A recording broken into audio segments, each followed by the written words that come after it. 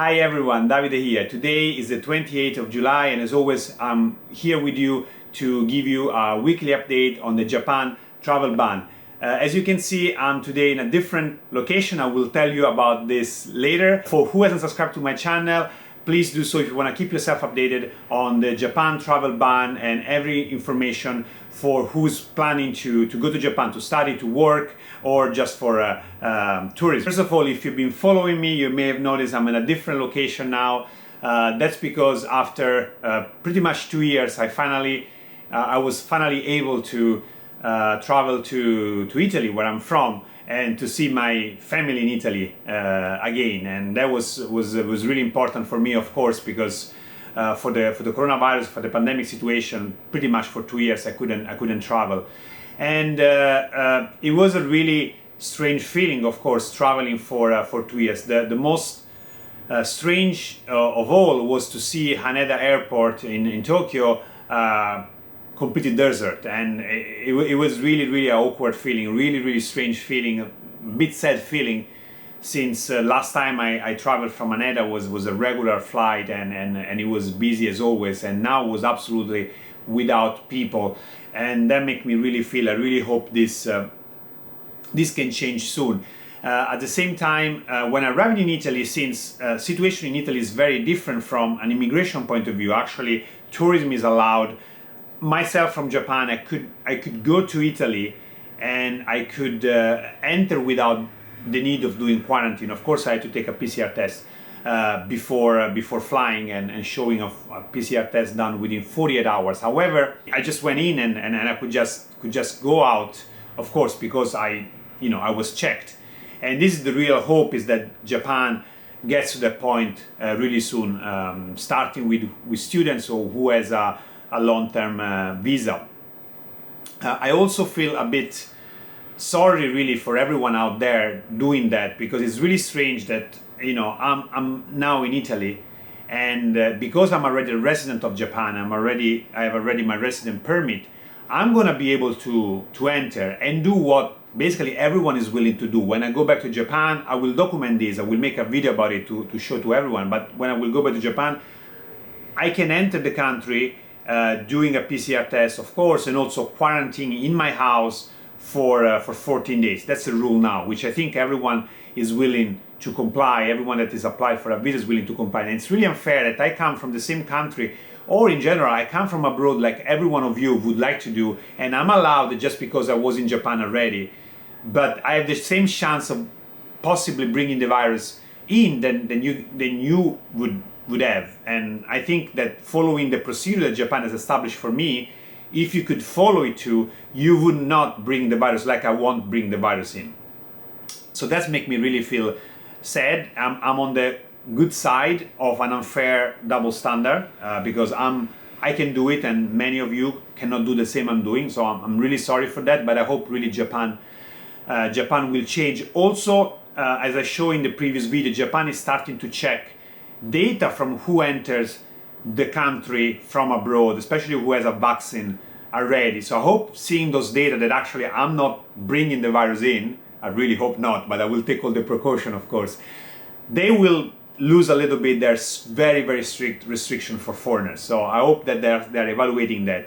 Another thing is that because now the Olympics are happening, they're testing massively immigration, border controls and immigration controls with 80,000, 90,000 athletes, reporters, that we said so many times. So the system is there. If they could control 90,000 people after the Olympic is finished, they would have the structure to control 30,000, 40,000 students, for example, that are willing to enter, not in the same weekend like the Olympics athletes have done, but more spread on time. So I really think that after the Olympics something would move. I don't know how fast, that's a big question. I would say that we have 2 or 3 very important dates to keep in mind, but especially 2. One is the time between the end of the Olympics, early August, and the start of the Paralympics. I think is the 22nd of August. So that 10 days between the Olympics end and the Paralympics start, it's an important time. In fact, we are planning another event, another action to raise awareness in Japan, especially with Japanese media and Japanese people about the situation of international students. So please follow me, because I will need your support again. I will need your help. I will talk about the next event very soon, maybe in the next video. The other time, of course, is at the end of the Paralympics. So the Olympics will be done and Japan can focus finally on immigration of long-term visas. However, the elections are happening also in between September to the 10th of October. So that's also something that could slow down a decision about immigration. So we need to keep an eye and see how things evolve. No one really can predict exactly when the borders will open, but we will do the best we can to raise awareness and give us enough pressure to the decision to be taken as soon as possible, at least to get from the government a plan on when the borders will open. So sorry, it was a long introduction. You can see this room, actually, if you're curious about it, is where I studied for my university degree maybe 20 years ago. So everything has been untouched. This big vintage sofa is actually really losing pieces as I speak. When I touch, it lose. I hope this is not real leather. I don't think it's real leather. But this fabric, it's gone. And you can really feel the years, and everything has been untouched. After I left Italy, first I went to the UK, then I went to Japan, of course, and I came here, once a year, and I use this room for my work. But right now, very exceptionally, I'm taking this video. Maybe I will take a few more, but I'm moving. Actually, I'm not staying in Rome all the time. I will keep updating all of you. And talking about updates, I wanna go on my computer here, where I can also start showing a bit of updates. So the first update, it's about our website. Actually, I would like just to show our support list and how many more Japanese companies and supporters we have now. I've counted it is more than 300.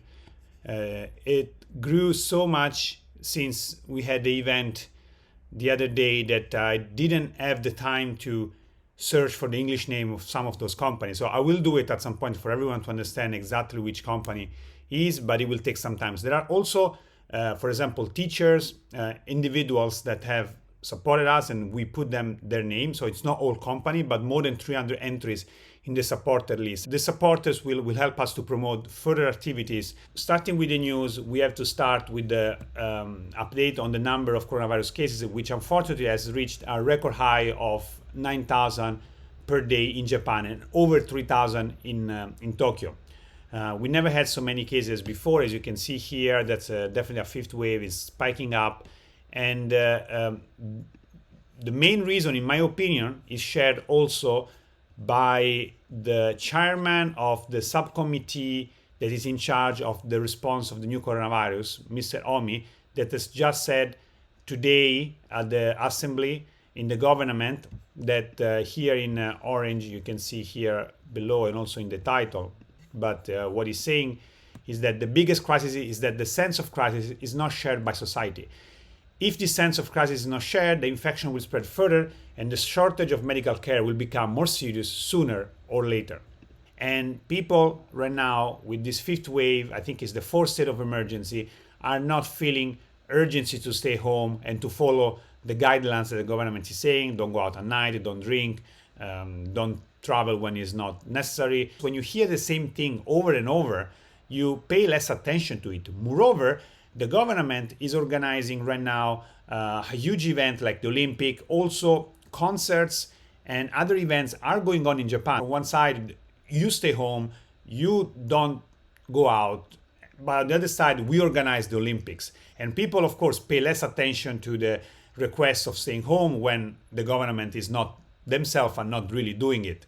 I think this is really a point here. And in fact, if you see the number of people affected by the virus are not older people anymore. If you see this diagram here, it shows how from March this year to July, not just the cases went up, but the percentage of people in their 20s went up. So now the majority of people is in their 20s or their 30s. They count for more than 50%, 33 here and 21 for their 30s. So if you sum 20 years old people and 30 years people, is more than 50% of people getting corona. So those 9,000 are mostly 20s and in their 20s and their 30s. On the good side, vaccination is proceeding in a good pace. We are not reaching anymore the peaks that we had a couple of weeks ago. We're almost 1,500,000 doses were given per day. However, The goal of the Japanese government to reach their goal at the end of September and at the end of November was to give an average of 1 million per day, and we are there.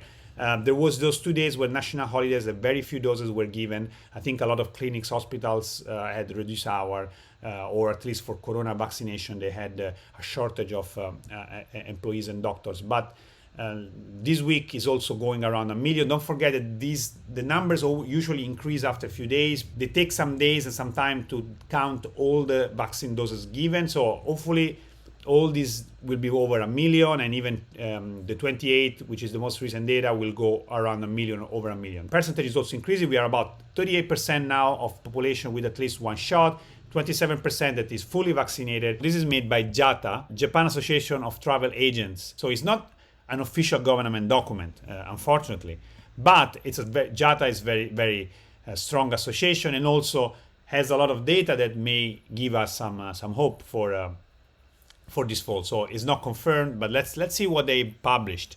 They've just published. So on the top here you can see the months, and now we are at the end of July, and this is how the vaccination should proceed. So by the end of July, 80%, at least 80% of 65 years older should be vaccinated. We have seen before at the beginning of this video already, 85 have been vaccinated, so that's been achieved. 50% of the population should be completely vaccinated by the end of September, and 80% by the end of November, middle December. So that's basically what's already been planned by the government. Those are words from the government, and it seems that things are going in that way. Then we have the Olympics here that will end with the Paralympic the 5th of September. And there are several things here. I didn't have the time to look into these in details since I just received it. So I will make just a very simple, and we'll focus on the points that are interesting for us. So this is business track starts with digital passport also use, and it's supposed to get started in September. Of course, it's a long line, as you can see, so obviously it's not necessarily going to start in September. It could end up in November here, but possibly from September they would like to start. And also they would like to increase the limit of foreigners entering the country, and then other action, including quarantine-related action and things that they're planning. But the most important is this one: business track reopen. We know the business track and residence track have always been connected. So when we talk about reopening to students, actually we also mean reopening to workers, and vice versa. So I hope that it won't be a talk only about reopening the business track. It will be very strange, very unfair. Possibly business track, residence track will reopen at the same time as it was in October last year, when for 3 months the border were open. So what does it mean this for us? It means that there are concrete plans, not by the government, unfortunately, but by association, by groups, by big association like the JATA. We know Karen then has also always been pressuring for reopening the borders. There is a lot of movement made by association and by groups in Japan to pressure the government to reopen, and this is a very detailed plan. And we hope that this will be followed. So I will keep you updated on that, but I really wanted to share also this document by JATA. Moving on, I already showed this to you, but I want to show once more. This is the article that the NHK wrote for us in NHK World website in English and also in Japanese for the Japanese site. And also, as I mentioned, the event was broadcasted in 11:50 news on the next day, so on Tuesday 20th of July. And I can show you the video now, and I really want to show it to you. 新型コロナウイルスの影響で外国人の入国が制限される中、日本への留学が決まっているものの入国できずにいる外国人たちが意見を交わすオンラインの交流会が開かれ、参加した人たちからは早く入国させてほしいといった切実な声が寄せられていました。今年4月に日本語学校に留学する予定だったイタリアの女性です。I am vaccinated. I will comply to all the rules that will be required. Please, now is the moment to let us enter the country. 交流会は日本語学校などで作る団体が日本への留学が決まっているものの入国できずに母国で待機を続けている外国人たちの声を多くの人に知ってもらおうと開きました。東京新宿区の日本語学校でおよそ60人の外国人をオンラインで結んで行われた交流会。コロンビアの女性は、入国を待ち続けているのが正しい選択か分かりません。進むことも戻ることもできませんと話しました。出入国在留管理庁によりますと、去年入国した新たな留学生は4万9000人余りで、前の年からおよそ6割減りました。交流会を企画した団体は、多くの人に現状を知ってもらうため、集まった声を団体のホームページで公開することにしています。Going on national television on midday news has been a huge result, and that's only been possible thanks to all of you that have participated in the event, have shared the event, have mentioned, and I can't believe in only 2-3 months since starting this YouTube channel and educationnostudios.com website, we could go so far, and that really gave me motivation and confidence to be able to contribute and help international students to come to Japan as early as possible. At the end, the decision will be not ours, but I think we can do the best we can to raise awareness and make the government understand how it's safe for students to enter, and the fact that they should give us at least a plan on when students can enter Japan. Moving on very quickly, some other articles that were written. This is from the Japan Cultural Education Federation, and again, it's reporting our event. I will link everything in the description. The only thing I cannot link is the video of NHK, so that's you can only watch on this channel, or you can also watch on my Twitter. I will post it on Twitter as well, so please follow me on Twitter. You find the link in the description, so you can see the video again. Last, this article is in Italian, and is basically a report of what happened on NHK in our 19th of July event, made by Susanna, one of the students that has participated in the event, has actually spoken, and was actually on NHK as well, National Japanese Television. And she pretty much described what the event was about. It says here that in an event organized by Gogo Nihon, which is an association that helps students that want to live and study in Japan, with the help of a lot of supporters from YouTube and also students, we even had the chance to go on the very popular television NHK, and the next day was also broadcasted in the 12 o'clock news from NHK. So basically describe the event here, the 5 points that I've stated at the beginning in the event, the reasons why students should be able to enter Japan, and some parts from the interviews that I made to students during the event. So also, if you understand Italian, please have a look. I will link in the description. If not, you can use Google Translate to see it. That's everything for today from this unusual location. As I mentioned before, I'm in Italy now. I will be here for a few weeks. I will continue, of course, working on supporting international students as much as I can. And again, this space is a bit is not very professional. Maybe it's not very clean on the back, but that's what I have in Italy. I don't have a space for filming. I hope you appreciate the video. As always, huge thank you. I will come back with another event, another action to support international students. So please stay tuned, follow me on Twitter and YouTube, and I will let you know how can you help to raise awareness about international students waiting to enter Japan. Thank you very much for watching, and let's see you next video. Bye. Matane, bye.